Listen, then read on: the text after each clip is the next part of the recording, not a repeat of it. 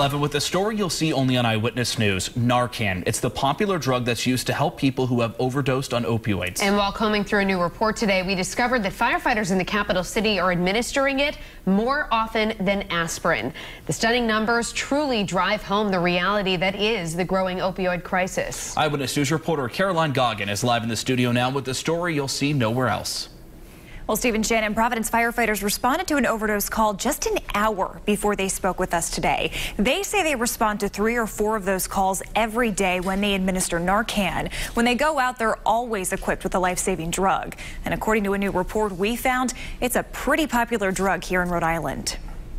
There's always something going on. Zachariah Kenyon has been a member of the Providence Fire Department for more than 15 years. It seems to come and go in waves, as a lot of things do in our field. He's now the acting rescue chief, and he tells us Narcan and overdoses have always been a part of his work. Well, the strength of the drugs is what's the scary thing now. That's where Narcan, the drug used to treat people who overdose on opioids, comes in to help. Narcan's a great drug. It does bring people back almost instantly. It's almost like a miracle drug. In this 2016 annual report that Eyewitness News dug through on Wednesday, we found that miracle drug surpassed aspirin on the list of the most common medications Providence firefighters administered in 2016.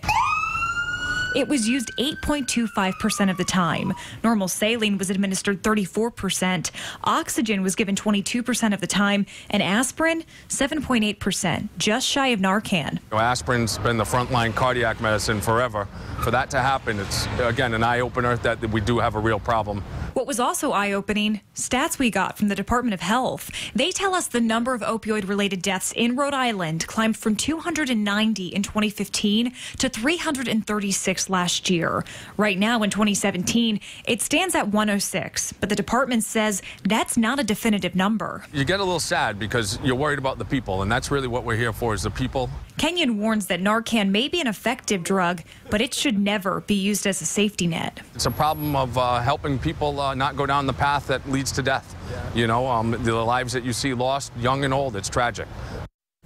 And Kenyon told us the increase in the availability of Narcan means there are probably more overdoses than the fire department or the health department even know about. He urges people, if you have or you know someone who has a problem, seek help. And just a reminder, we did report a couple weeks ago about a new opioid clinic on Corliss Street. That information is up on our website, WPRI.com. I'm Caroline Goggin, Eyewitness News.